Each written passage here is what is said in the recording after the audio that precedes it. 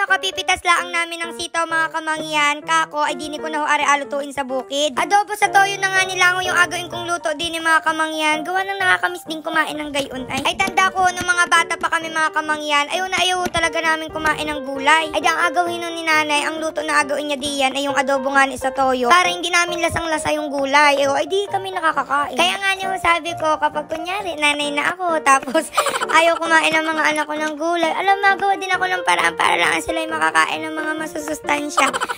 Bali ho, ginayat-gayat ko lang diyan yung bawang, sibuyas, at saka aring sitaw. Napitas lang naman ho diyan sa tabi-tabi. Sa totoo lang mga kamangyan, aring sitaw, ay kahit hindi naman na yan gamitan ng kutsilyo, kami na lang ang inagamit diyan. Dati ho, nung inatulungan ko si nanay sa paggagayaan ng sitaw, abay ako'y proud na agad sa aking sarili.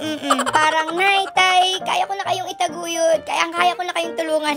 Uy. Pagkatapos ko nga yung ihanda yung mga kailangan, ay ayan si tate at naggatong na ng apoy. Gawa ng para makapagsimula na raw ako magluto, gawa ng aray ulam na rin namin ngayong tanghalian. Bali ho, pinainitan ko muna diyan yung tulyase, saka ko sinunod yung karning baboy. Wala na akong nilagay dyan na kahit ano, gawa ng gamantika naman ho iyaan maya-maya. After ilang minuto ho mga kamangyan, ay garni na ho yung magiging itsura na rin karne. Bali ho, nilagay ko muna diyan sa may tabi, gawa ng agisahin ko iring bawang at saka sibuyas. Hinalo-halo ko lang ho yun ng kaunti hanggang sa mag-brown yung bawang at saka sibuyas. Ay di nung nag-brown na nga ni ho yun, ay di pinagsama ko na yung bawang at sibuyas at saka aring karne. Sana all. Nilagay ko na rin ho pala diyan agad yung paminta, asin at saka kaunting toyo. Pero minsan no, inauna ko muna yung sitaw bago yung mga garning panglahok. Naglagay na rin ako ng kaunting tubig, saka ko sinunod yung sitaw. Ay nagatawa-tawa pa nga ni ako diyan mga kamangyan, gawa ng naalala ko kapag tanghali nung high school, nabili kami ng ulam sa labasan, tapos ang presyo baga ng mga gayaan, 5 piso lang. Aba ay sulit na sulit, tas makakasabay mo pa pagbili si crush. Napakaharo. Ayan, paligay-hintay na lang ho ako ng kaunti hanggang sa lumambot na yung gulay. Nung makuha ko na ho yung luto na gusto ko para din sa gulay, sabi ko kay tatay, ay lagyan ng tubig yung mga bagat. Baka maya-maya bagay, habang kami ay nagkakain, abay nagaliyab na rin ang kubo. Ari naman si tatay, parang labag na labag sa loob ang At nung maluto na nga ni haring ulam mga kamangyan, ay naglagay na agad ako din sa lagayan para ho kami ay makakain na, gawa ng aba ay magutom na ho talaga. So ayun ho, kain ng mga kamangyan for the go. Tapos ho, ayakagin ko pala ang sinalula na kumain. Aba ay nagapapak na ho naman pala din ng ulam. Ay di dinagdagan ko na ho, gawa ng aba ay ubos na agad ay. Diga ho mga kamangyan ay simple lang aring ulam na are Pero nung mga bata pa ho kami, pag kami nagaulam ng gayaan, walang karne, gawa ng mahal. Minsan lamang kapag may kwarta, gayaan. Kahit ho kami ay may gulay na sitaw, hindi naman kami makapagluto pa rin ng adobo, gawa ng kulang-kulang baga sa samyak. Miski toyo dati, wala pa rin kaming pambili, tas hindi kami inapautang sa tindahan. Ay ngayon sobrang saya, gawa ng may pambili na ho kami ng toyo.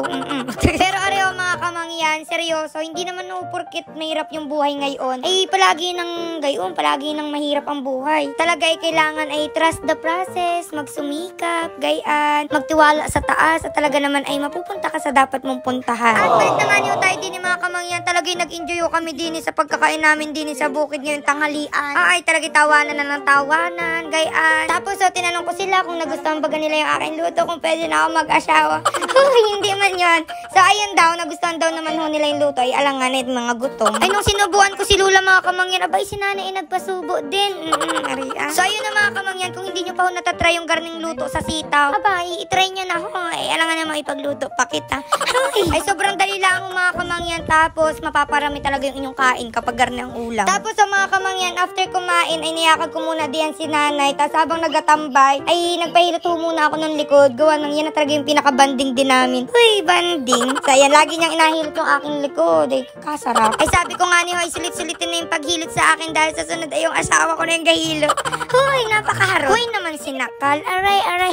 Tapos tuwan-tuwa ako dyan mga kamangyan, gawa ng dumating na ho yung order kong cellphone sa RR Gadgets. Baka naman. Ay dati ko pa ho sana gustong bumili ng cellphone mga kamangyan, ang kaso nga nila ang ho, ay inuna ko ho yung dalawa kong kapatid.